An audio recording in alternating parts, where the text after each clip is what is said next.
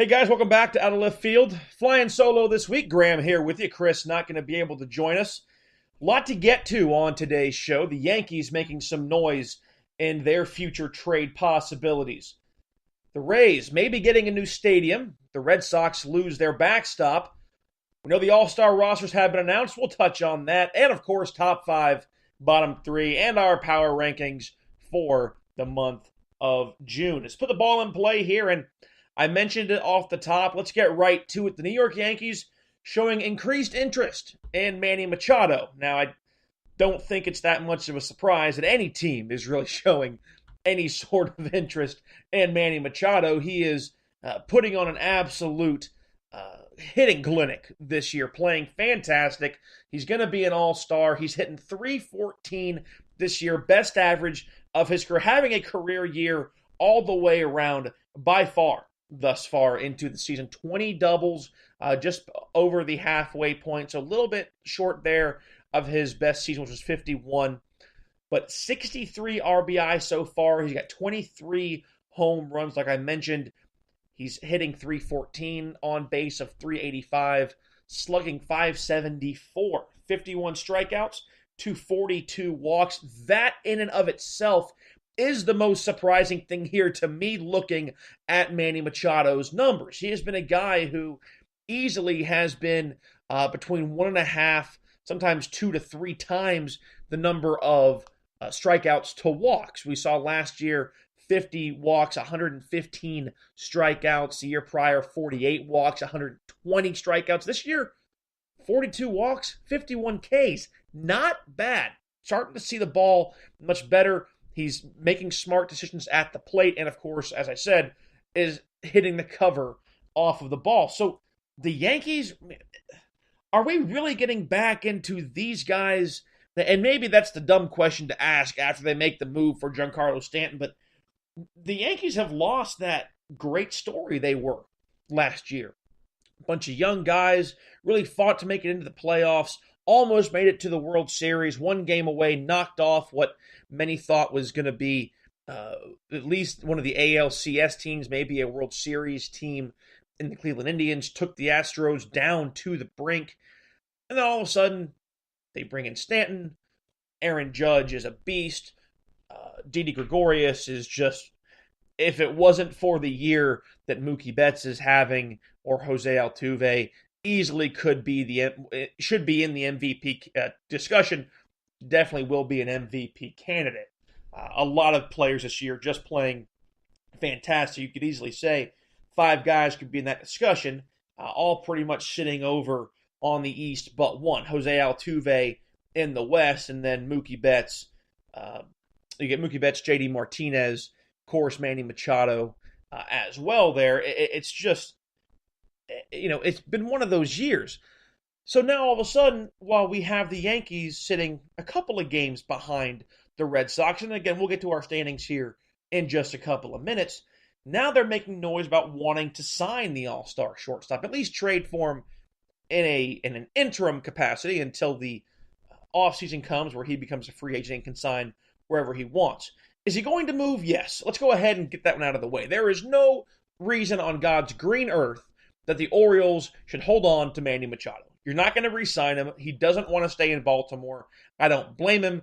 We're going to see several managers, I believe, lose their jobs this year. I don't want that to happen, but I strongly doubt guys like Buck Showalter or Ned Yost will return to their respective squads. Jeff Bannister, I don't think that Paul Molitor is in deep jeopardy yet, mainly because he just signed a brand new contract. But we'll see what happens there. A lot of teams have underperformed this year. But the Orioles are making several players available for discussion. Zach Britton was an all-star closer, obviously got hurt. Someone who the Red Sox are making mention of, and he's not going to go anywhere as a closer, at least not yet. Comes back from the injury. Still should be an effective reliever. You get a chance to see what he can do with a team who's actually competing. And then maybe it helps him find a place to go for the next several years, assuming he can come back and we see the same, at least, maybe not the exact same type of performance prior to surgery, but at least something that's going to be reminiscent of what we saw when he was the best closer in baseball for a very, very short time. Craig Kimbrell, I think, goes back into that role. So, do the Yankees make this deal? Well, if we look at this right now, take a look at the infield. Greg Bird at first base. He's not going anywhere unless he gets hurt again. Neil Walker playing second, very much underperforming this year. Didi Gregorius, as I mentioned, sitting there at shortstop. He is another one, as I mentioned, will make the MVP discussion. And again, Miguel Andujar at third. Plenty of youth going around this team. Neil Walker, as we said, having a very lackluster year this year. Comes into 2018, he's hitting 197, just not playing the way that we're, not only that we're accustomed to, but he's a guy who's been mid twos for the majority of his career. We saw 296 in Pittsburgh. When he plays the majority of the year, he's between 260 and 270, maybe just over 270. Not a good year for him in 58 games. So then the question is, well, if they go ahead and make the move to sign Machado, where does he go? I think what would end up happening is Andujar would stay at third. You got to make sure Gregorius is comfortable flipping sides. That would make the most sense to have Gregorius move to second, have Machado stay at short. Got to keep in mind all the young talent that the Yankees got back. We saw guys like Torres who came from the Cubs. He is already making a huge impact in the big leagues, but there's a lot of talent that the Yankees were able to acquire when they made those moves for guys like Chapman being traded off, Andrew Miller being traded off, and now they have enough things to go ahead and move around and figure out what they're going to do. The other thing you have to look at here is what's going to happen with Gleyber Torres. Yeah, he's got an injury, but he's going to come back healthy. It's one of those things that you just got to figure out. You got to figure out what you're going to do with all this talent. Do you have enough guys that you can make the most out of them? Is there someone that you want to go ahead and ship off and figure that, hey, Machado is already solidified in what he can do? The guy is, my goodness, 25 years old. Could you really blame them if they moved a guy like Andujar or Torres? I know it sounds crazy, but you've got two guys who are learning to play the game, are making great marks as rookies. We've seen the struggles that guys like the lefty and I draw a blank there. Normally I have Chris to go ahead and bounce this off of me, but we have the former Cody Bellinger struggling this year. Big time struggling this year. So we know that rookies don't always translate the best the next year or two after and find their way back up. Sometimes they do, sometimes they don't.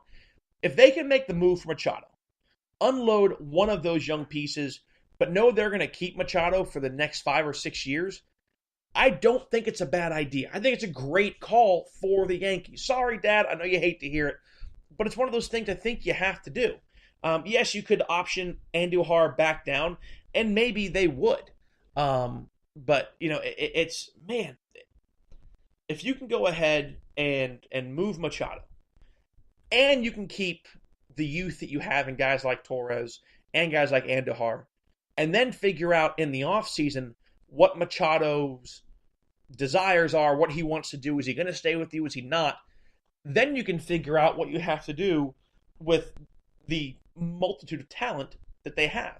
It's kind of like having two quarterbacks, right? It's one of the best problems to have. And right now, the Yankees hopefully are going to have that problem.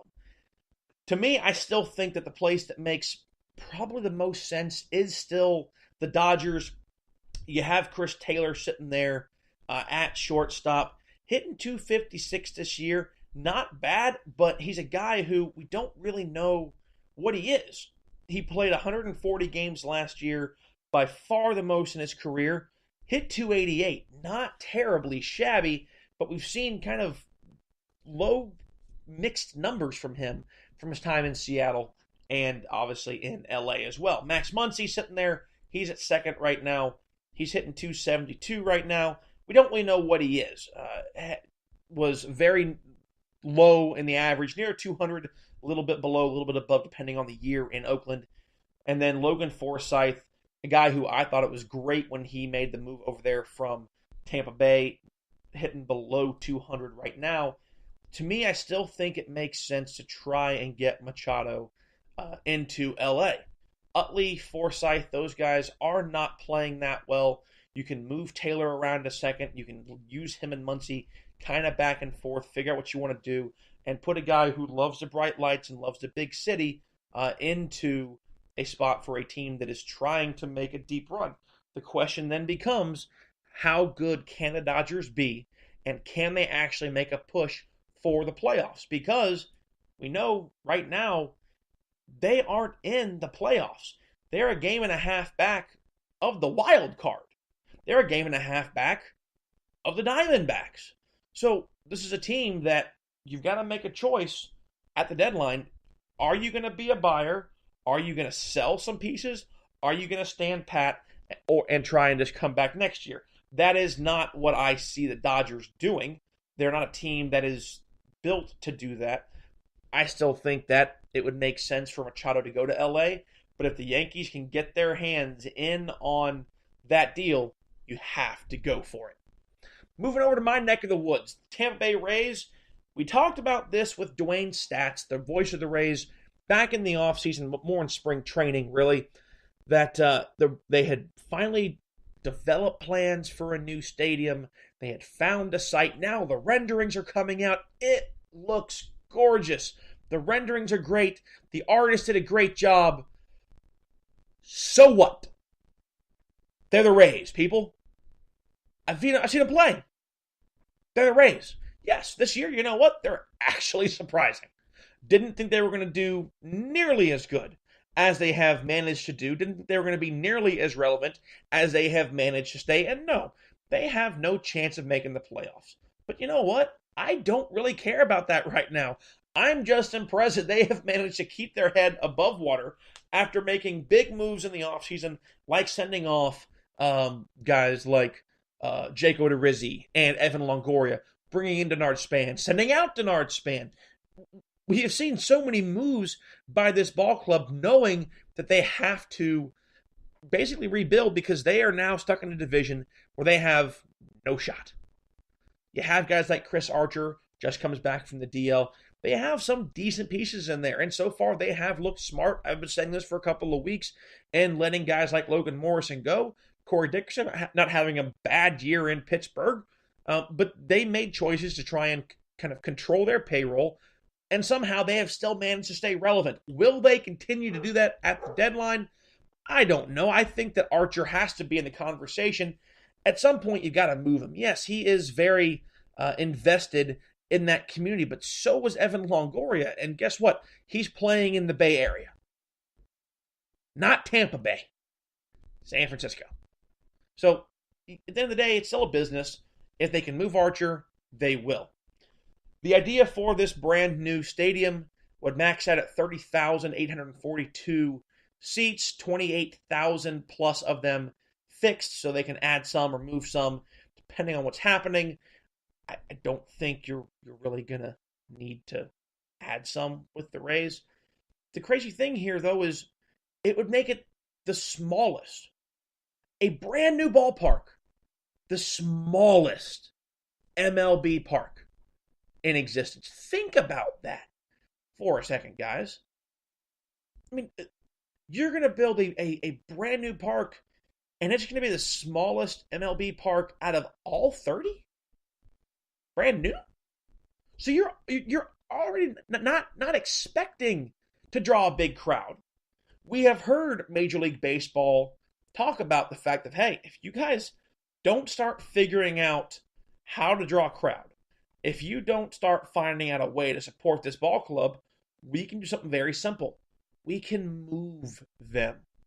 We know that cities like Montreal want to have a baseball team again. We know that teams like Portland are making noise about wanting to have their own baseball franchise. mean, I'm not so sure I'd want to go to Portland, but hey, I've never been there. Might be great. We already have a team in Seattle, same kind of weather. But then again, Montreal, higher taxes in Canada. Who knows? Either way, I think it is a bigger possibility that the Rays will not be in Florida in 5 years, more so than they will have this brand new stadium built in 5 years. You want to tell me that it was almost $1 or $2 billion for the Marlins Stadium that nobody goes to. Their team in their minor league affiliate in Jacksonville, Florida, drew more fans to opening day than the Marlins did during a regular season game. Think about that for a minute. A double-A minor league affiliate drew more fans than a major league ball club. And you spent over $1 billion, maybe $2 billion on that stadium. We know because it was factored into the pricing for the team. We know because Miami helped subsidize it, which is absolutely insane. And now you want to spend $892 million on the smallest ballpark in Major League Baseball. If anybody can tweet me at Graham_OOLF, tweet the show at OOLeftfield on Twitter, shoot us an email, or of course you can always send us a message on our Facebook page, Out of Left Field with Chris and Graham. Tell me why in the world it would make sense to spend that much money fighting for funding for the stadium, because they are already going to be in debt. This team is not making the money that it needs to be able to fund a stadium of that, I won't say size, of that magnitude, I guess is probably the best word. Please go ahead and tell me how much sense it would make to spend almost $900 million on a stadium that will be the smallest in existence. And here's the idea, all right? You can find the designs. Let's lay it out for you. It'll be a fixed roof, so not going to open close. Okay, it's going to evoke the manta ray idea that originally inspired the team's nickname. Of course, they were the Devil Rays. Still see the Ray every now and again. I actually really like those hats. Thought they were kind of cool. Sliding glass walls will allow light to come in. Right. Grass is not going to be compatible, so it's probably going to be turf, which Tropicana already is. Although, to Tropicana's credit, as bad as everyone has hated the stadium, players for many years said it was the best turf because they really tried. They're the ones that kind of pioneered the new turf in baseball with the rubber pellets, unlike it was in Veteran Stadium in Philly, where it was just the Metrodome in Minnesota. Of course, you had the Kingdome in Seattle, which was just basically a big concrete floor with a carpet laid over it. It was comfortable. But guys, at the end of the day, I don't really care how pretty the damn thing looks. I mean, sure, I wouldn't want to have an eyesore in my backyard. But at the end of it, I mean, do we really need a stadium for $900 million to be the smallest one? I mean, the renderings look fantastic. But I don't really care if it just looks pretty. It needs to be functional. It needs to be able to house a good number of fans. This team is not supported. Newsflash. Paying for a stadium almost $1 billion isn't going to change it.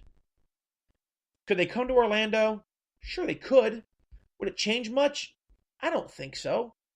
Orlando is a town that, man, you're drawn to things that are really that's successful. And I get you can say in most towns, yeah, but Orlando doesn't really have a long-standing tradition of winning franchises. The Magic have been to the finals twice. It took almost 15 years. I guess, yeah, about 13, 15 years difference. You have soccer now, Orlando City Soccer. they've been playing horrible. They've gone through 2 or 3 coaches in the last couple of years. It sounds like the Cleveland Browns almost. Yes, you have plenty of travel baseball. I know, I umpire it. I have USSSA just down the road from my house. Brand new stadium where the Nationals used to play spring training. That entire complex is theirs. By the way, turf is awful in the summer. Gets hot. It'll melt your shoes. That's a story for a different day. But there's no way that you can tell me that it makes sense to max out a stadium at 30,000 people, 28,216 fixed seats, the smallest in existence, and paid $900 million. Before they break ground on that, the Rays could be moving. I hope not. I love having 2 teams in my state and being able to go see them. But you know what? If they did, and I lost the American League team and had to keep a National League team, and the Marlins are their own conundrum down there anyway, with interleague play, as much as some don't like it, I still get a chance to see different teams from different leagues. Just a thought. Let me know what you think. Keeping it in the AL East, the backstop for the Boston Red Sox, out 2 months with a fractured pinky finger. Christian Vasquez will have to have surgery, expected to miss 6 to 8 weeks of action. Now, Alex Cora says he is comfortable with Blake Swihart and Sandy Leon taking care of this. So we'll see how many times Sandy Leon can toss his mask to an umpire, and can the umpire catch it. It's going to be kind of like watching a relay race and see who can hand off the baton and actually keep it in hand and not drop it. Again, we see a player breaking a finger, sliding in head first. Vasquez has been having a good season. Has been a good piece for this ball club. With the stick, not great, hitting .213. But behind the plate, he has been a guy who has been someone that this roster trusts back there. They trust him as a defensive leader of that team. He's made 3 errors all year, but a .994 fielding percentage and almost 500 innings behind the plate. In 59 games, he started 54 of them. It's going to hurt to have him go out. But again, you do have players that are there that are designed to go ahead and sit back here and pick up, I guess, what little bit of slack there is. The catcher position, even here, Sandy Leon hitting .252, you get an upgrade with the stick. But the catcher position is not one that I don't think we have really seen the Red Sox tighten up in the last, 6-7 years maybe. I mean, Veritek is really the last big one that you can remember. There's also a LaMacchia there. They have run through a pretty good chunk of catchers in their time. David Ross had a stop in there as well. Yes, this hurts the Red Sox.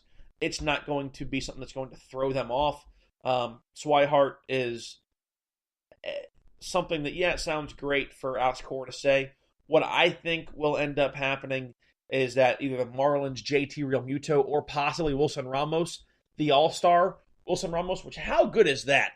The Tampa Bay Rays, who just talked about, have a catcher starting the All-Star game. We'll talk about that here in just a minute, but a ton of votes. He garnered, I believe, in the top 2 or 3 total number of votes for the American League in the All-Star game. So we'll talk on that here in just a second. But I think you'll see Realmuto or Ramos move over to Boston. Realmuto has said openly he is wanted out of Miami. I think that Boston has been looking for them for a while. They just haven't really worked it out, and it's one of those where the Marlins, and I think it makes sense, and they have performed admirably as well for as crazy as everything has been for them. We're kind of sitting back waiting to see, okay, well, who's going to be in desperate need of a catcher? We've got one that people seem to want. So if you really want him, and let me Realmuto right now is hitting .317, folks. He's no slouch. 12 dingers, 44 ribbies. He's got a .919 OPS. Striked out 55 times, has walked 16. hey, you know what? End of the day, not bad. And he'll make the All-Star team this year. So two of the guys that the Red Sox are looking at, All-Stars. Think it makes sense for either one of those guys to make the move to Beantown. They will get a chance to finally be in a winning culture.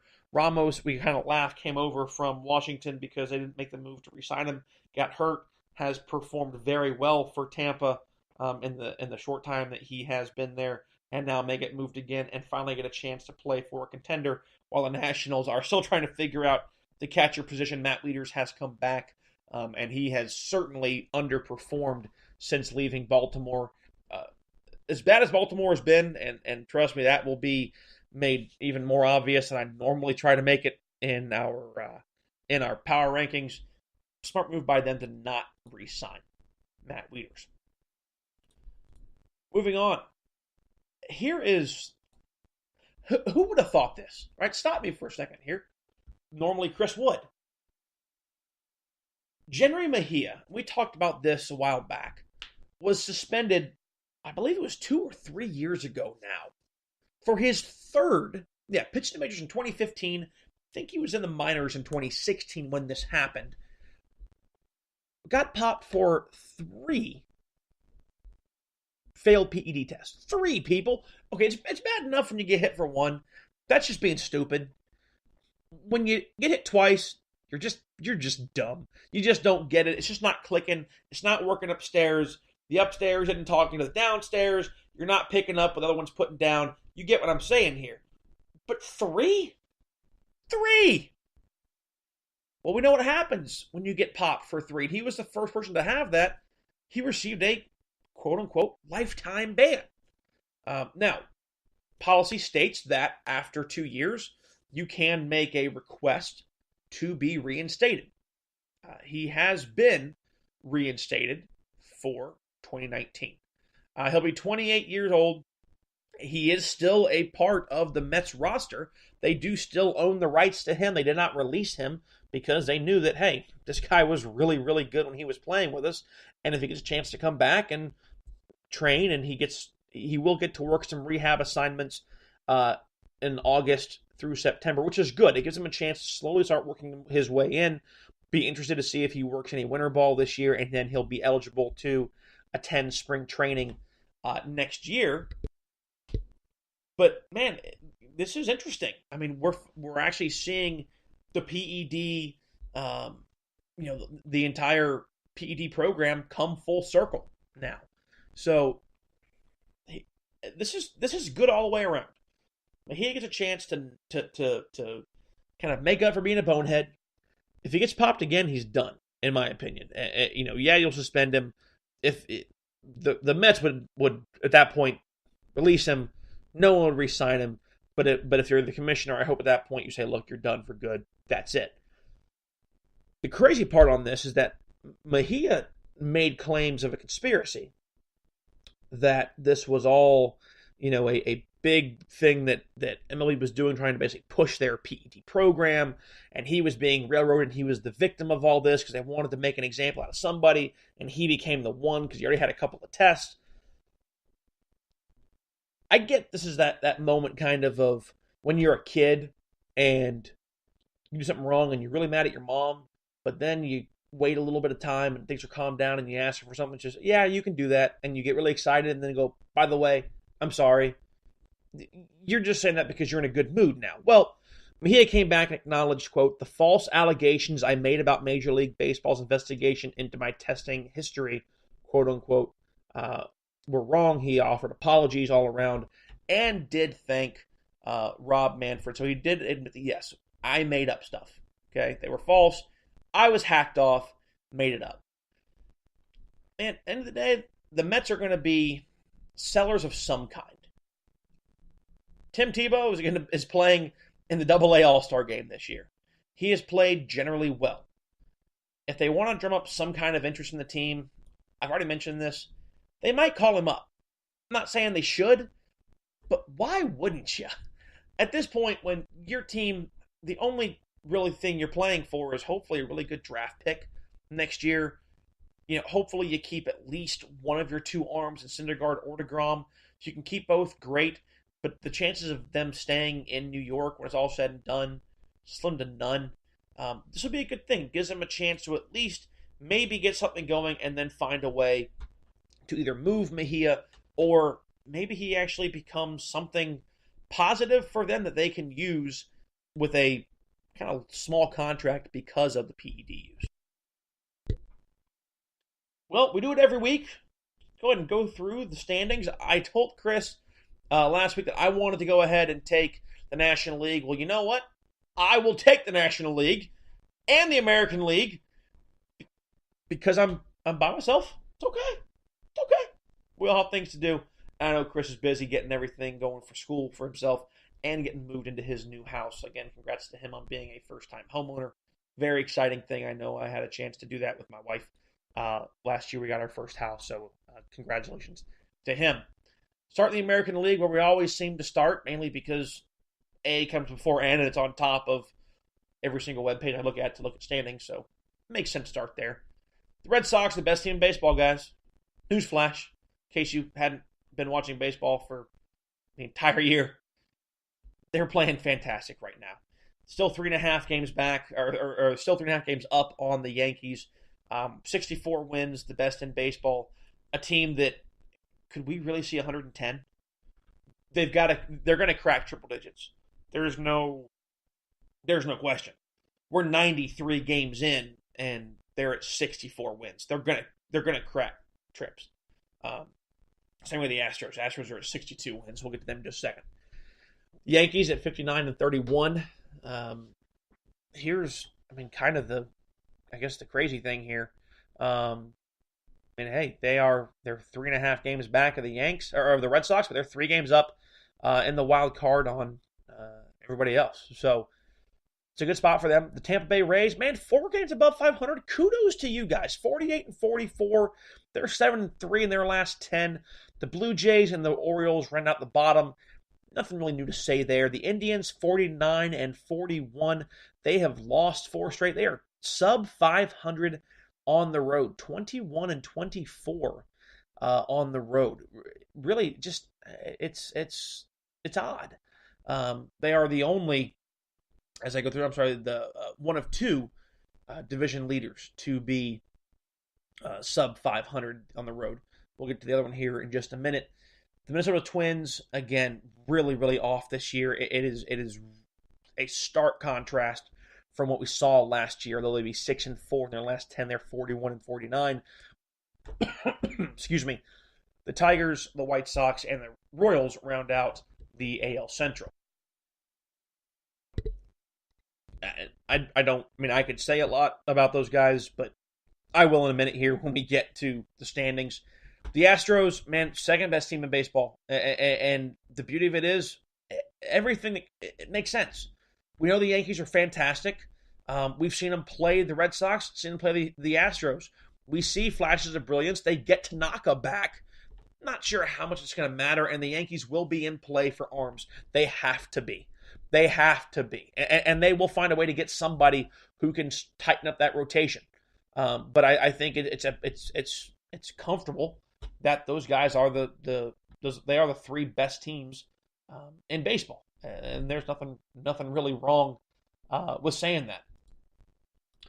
As we keep going, the Mariners 57-35 again without Robinson Cano. D. Gordon is looking fantastic. A second, they have done a great job. They could actually be buyers at the deadline for good reason. The Mariners are a really good team. It kind of makes you wonder now what Cano's future might be with this ball club.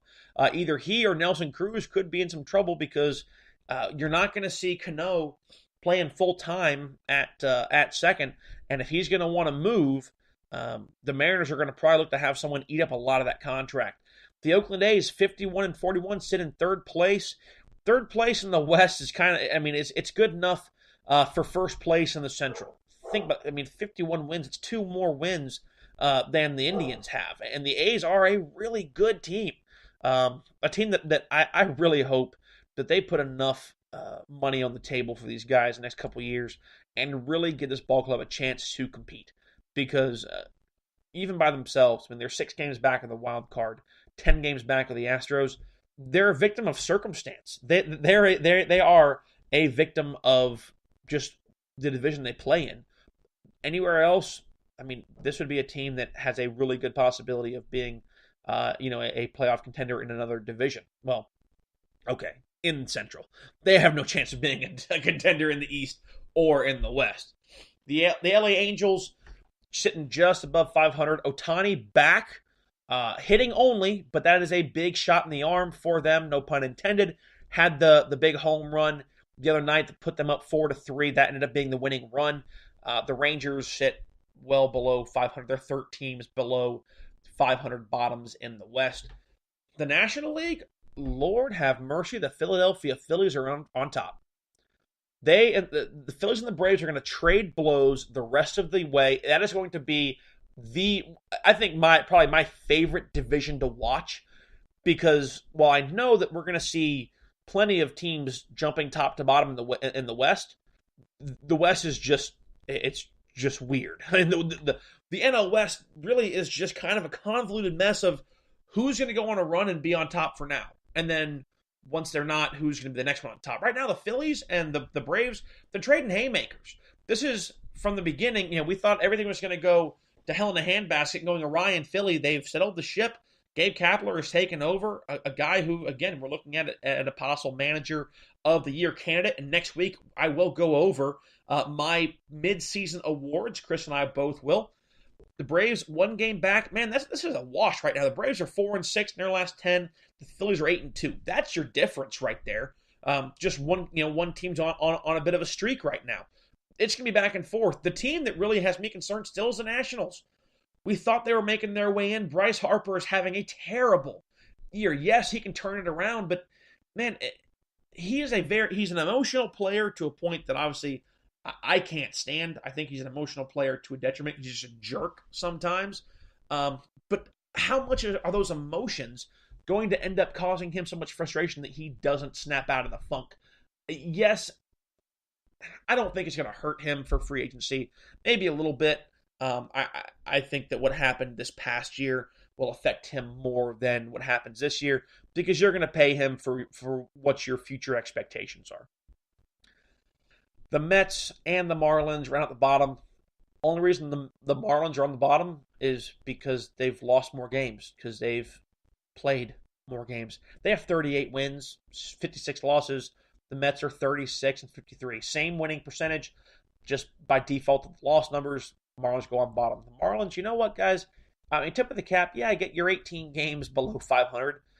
That's better than what we thought you were going to be. I mean, for being a basically AAA ball club playing in the major leagues, at least you've kind of kept it somewhat interesting.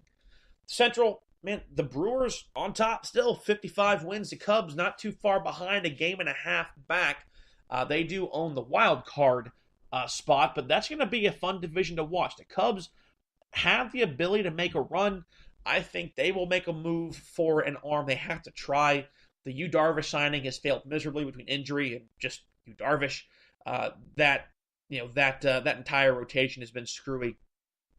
The Cardinals in the middle, Pirates, and the Reds. Hey, the Reds 7-3 in their last 10, 41-51. Again, this is a team that, after starting off as bad as they did beginning of the year and firing Brian Price, they have been another team that has been impressive. I have been surprised by how good that they have been. Good, I guess, is a relative term. Into the West, 51 wins for the Diamondbacks. That's good enough, at least for now, to be in first place. The Dodgers, though, now in second. They have been on a tear. Yasiel Puig out with an injury. That will hurt. He has been... Man, the biggest story of Yasiel Puig has been that there haven't been any stories about Yasiel Puig. But he will be out with an injury for a few weeks. The Giants, just over 500. They sit in third. The Rockies and the Padres run out the bottom. The Rockies have been a team who have been really up and down. They go on a tear, and right now they've run off 7 wins out of the last 10 games. Then they'll lose 3 or 4 straight. You just don't know what's going to happen. They're playing the Diamondbacks right now, so a chance for the Rockies to go ahead and try and gain some ground in that division. Real quick, as we go through, as we always do, top 5, bottom 3. this is really that surprising. The Red Sox, the Astros, the A's, the Cubs, and the Mariners for me. The Cubs just because of, when I made the list, I was really impressed with how they have been playing. They're 8-2 in their last 10. I know the Brewers are on top, but they have been for a good while now. I think the Cubs are trying to find a way to get themselves in position for a run into the postseason. They have a manager that can take them there in Joe Madden. Makes the most sense to me. My bottom three, Orioles, the White Sox, and the Royals. There's really not much to say. My bottom three are the same bottom three I'm going to have in my power rankings. That's what it is. They're just that. It's that embarrassing for these three teams. It is that. It's that bad. My power rankings, 1 through 30. Here we go. If you're ready for it, enjoy. If you're not ready for it, sorry, here they come anyway. Number 1, the Boston Red Sox. Duh. Come on. Best team in baseball. Is there any question? Number 2, the Houston Astros. Number 3, the Yankees. Okay. Now that's out of the way. I told you that when I began the standings. You knew it was coming. Number 4, Seattle Mariners. A team, again, man, really, without... And I get that, we want to say, well, they're not a division leader. Yeah, but without what was supposed to be one of the biggest players on their team, they've done better than they were with them there. The Milwaukee Brewers, number 5, leading division in the Central, playing really well. The Atlanta Braves, I have sitting at number 6. Man, it's hard right now, the way that they're playing, not to put the Philadelphia Phillies at number 7. They just, it surprises the heck out of me that they're playing that well, but they are. And you kind of got to see what happens. The Indians, I put at number 8. The Diamondbacks at number 9. How do you have the Braves ahead of division leaders? Because I don't think that these other division leaders are that damn good. I think the Indians are trying to find their way. They have players that play very well, but Lonnie Chisenhall is not going to be there. The Carrasco is officially out for the year. They need to make some moves. I just don't know if there are enough moves right now the Indians can make to take them deep in the playoffs. They'll make the playoffs. They'll win the division because nobody else in that division is any good. So they will, they'll have a chance for at least a 5-game series. But you're going to be probably playing the Astros in the first round. Good luck. Good luck. The Oakland Athletics, 10. I love this team. You guys know that. I'm really impressed with them. The Dodgers, I have at 11. They have made a big jump. I like what they're doing. They are ready to really make a move and try and take control of the West. We'll see what moves they make at the deadline. The Cubs, 12. The Cardinals, 13. And they're trying 47-43, like we said. We'll see where they go. Will they make the playoffs? I doubt it. They're 3 games back to the wild card, but they're still a team that plays scrappy. Right about 500 on the road and away, 4 games above. Tampa Bay Rays at 14. The Nationals at 15. The Nationals are going to slide for me, and it's going to keep sliding if I don't see anything different from them. They're playing top 500 baseball. I don't think it's going to change. I really don't. I keep hearing all the analysts say, yes, they're going to make the playoffs. They'll get it figured out. No, they won't. I'm sorry. But they're 92 games into the season. So, yeah, I get it. You got 70 games left. But at best, if they win 35, you've won 72 or 82 games. And you finish, I don't see it. I don't. I'm sorry, 81. I just don't see it. I think the Nationals will continue to slip. Possibility they could fall out of the top 15. Right now, they sit on the bubble at 15. Bottom half, the Giants. There are things that they are trying to do. They are trying because of the history that they know how to win, but they just can't seem to get enough traction. But they're moving up. The Giants are still a team I think can make some ripples. They're 4 games out of their own wild card in the NL. They have a chance. I think the Dodgers really control that. If they get things rolling, they can kind of control the destiny of what happened up there in the West. The Rockies at 17. Who knows what they're going to do? The Angels at 18. Everything has fallen apart with Cozart, Ohtani. The Blue Jays at 19, only because the Blue Jays can make certain interesting things happen every now and again. They're at 42 wins. The Pirates at 20, man, that's just a really unlucky ball club. The Reds, 21. I get it. I mean, hey, yeah, they've won, I think, we said 41 games. But compared to what we expected, they're playing a hell of a lot better.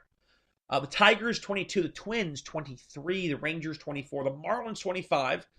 The Padres, 26. The Mets, 27. And then you guessed it, the White Sox, the Royals, and the Orioles round out my awful bottom of my power rankings. That is just, God, it's sad. So that's my power rankings. Let me know what you think. At Graham_OOLF.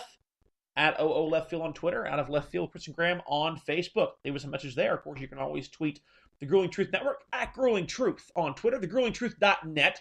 Great website. Ton of stuff coming on because training camp is just around the corner.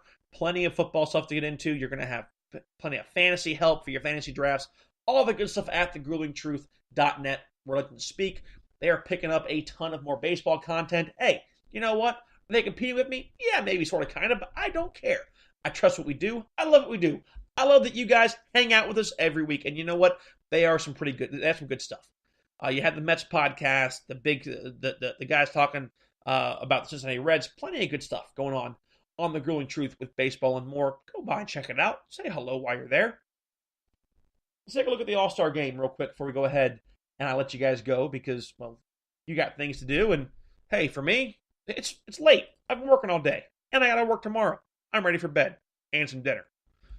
The NL starters, Wilson Contreras getting the start for from the Cubs as a catcher, just over 2 million votes. I mean, is it really surprising that that's going to go ahead and make the team? I mean, he's batting .280, on base of .368. He's slugging .455. I mean, it's been impressive. He's snagged, yes, as a catcher. He's stolen 3 bases. But 80 hits, 7 dingers, 34 ribs. A guy who knows to stay in his lane. That's the important thing. Freddie Freeman led the way. Finally, a guy who I think it's easy to say was one of the most underrated and underappreciated players in the game because of where he played. Atlanta was off the record, was out of sight, out of mind for so long. And then all of a sudden, people went, oh, wow, the Braves are really good. Holy crap, Freddie Freeman. I've heard of that guy. So did Chipper Jones. So have a lot of people in the ATL. Freddie Freeman with 4 million votes, the only NL player to crack the 4 million mark. He gets the most votes in the National League. He gets his 3rd All-Star Game selection. Again, tip of the cap to Wilson Contreras and Javier Baez getting their first. Baez at 2.7 million votes. I mean, again, he's one of the sickest middle infielders, and this is the kind of middle infield that Chris and I have kind of salivated over. Javi Baez and Brandon Crawford. I mean, come on. Brandon Crawford is playing fantastic this year. Do I think that the Giants will be active at the deadline? Yes. Crawford, will he go? He could, because he's just been playing that well. I think that Brandon Belt might be the guy to go, but Crawford is putting on a show. Nolan Arenado from the Rockies, he gets his 4th All-Star Game nod. Again, the Rockies, a team up and down.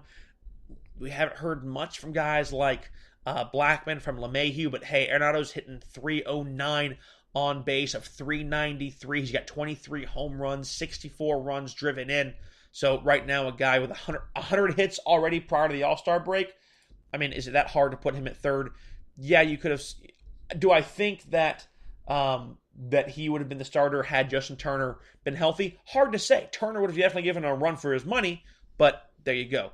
Bryce Harper gets voted in because it's a popularity contest, and hey, it's in DC. You know what?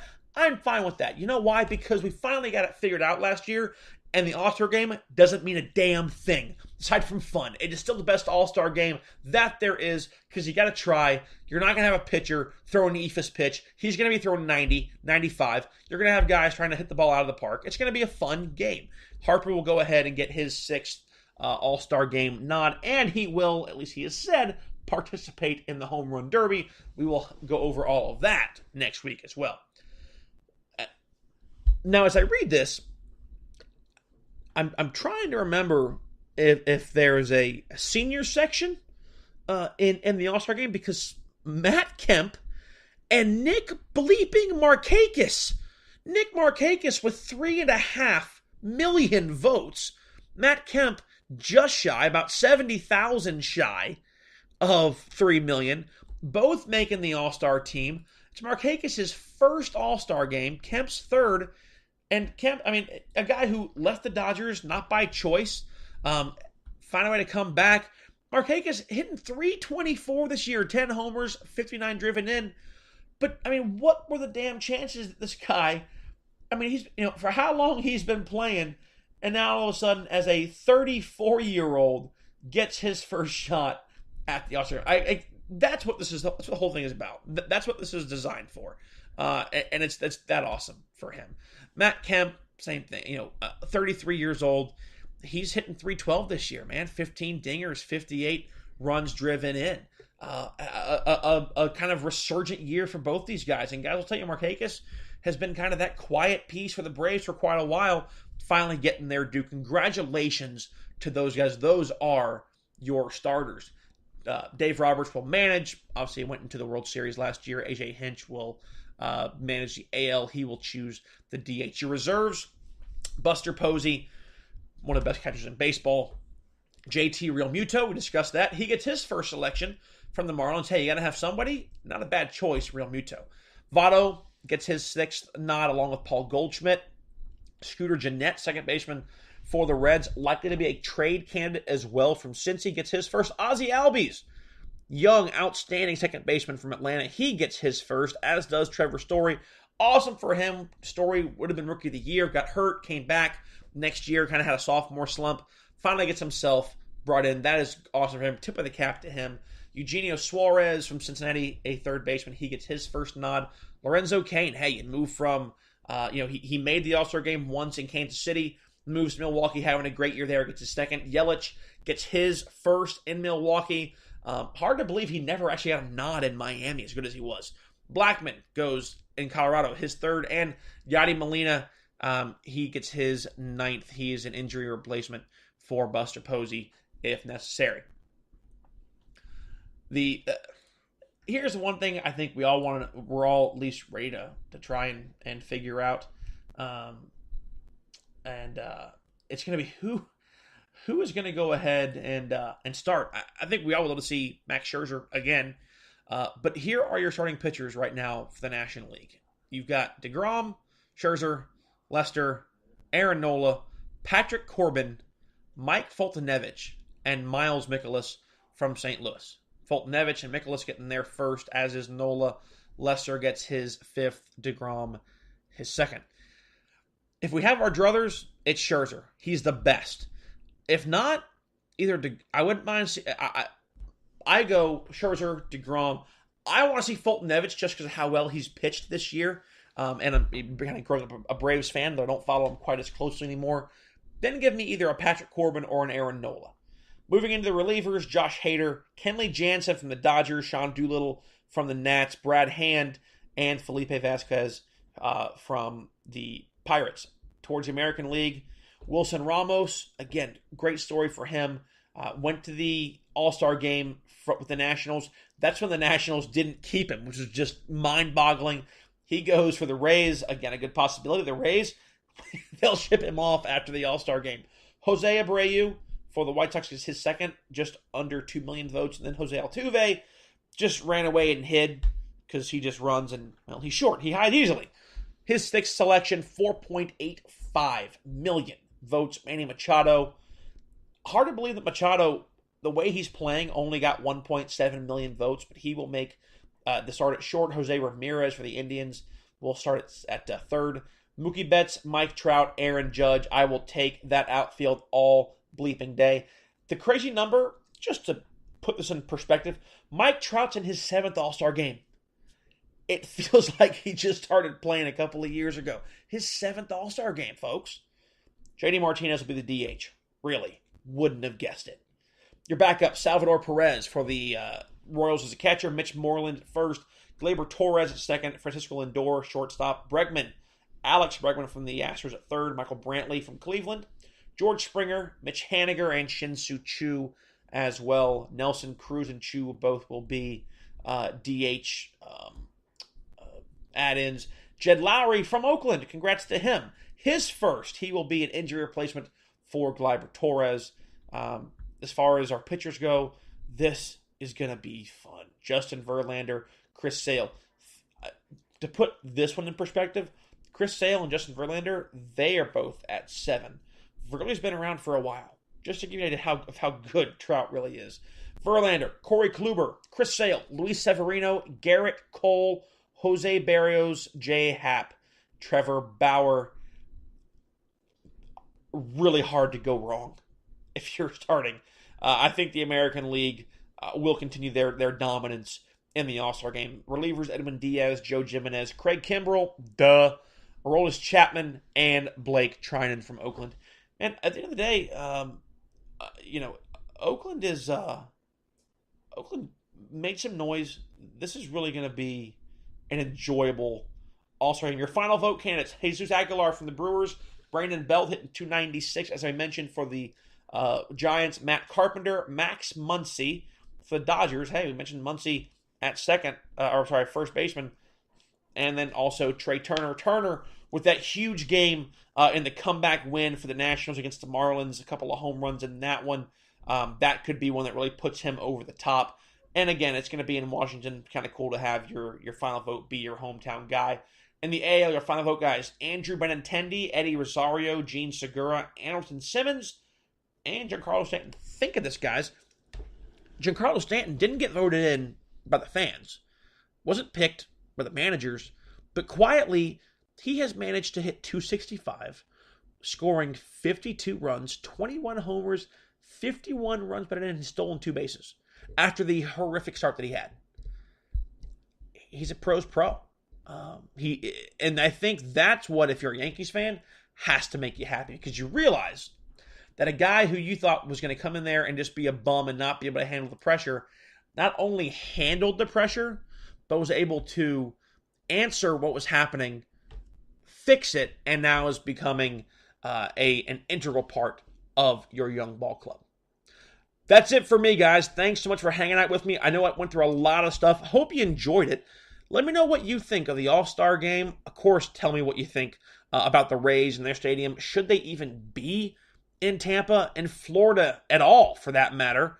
And hey, do you have something different on our power rankings? You know where to get us, at Graham_OOLF, at OOLeftfield on Twitter, Out of Left Field, Chris and Graham on Facebook. Be sure to give us a like and a follow on social media. If you send us a message, I promise you we reply. We enjoy replying. We want to talk to you guys. As long as it's constructive, as long as it's fun, we're good. Start being a jerk, we're done. Ain't got time for that kind of craziness. Hopefully neither do you. But we're always glad you have time for the show. For everyone here at the Grueling Truth Network, I know Chris would say it the same. Thanks so much, guys, for hanging out with us. Look forward to seeing you guys next week for the All-Star break. We'll break down give you our midseason awards. No top 5, bottom 3, because everyone's going to kind of be relaxing. Midseason awards, maybe some trade talk, and we finally kind of know who might be going where. Who's the first domino? Find out next week. Thanks for hanging out, guys. See you next week on Out of Left Field.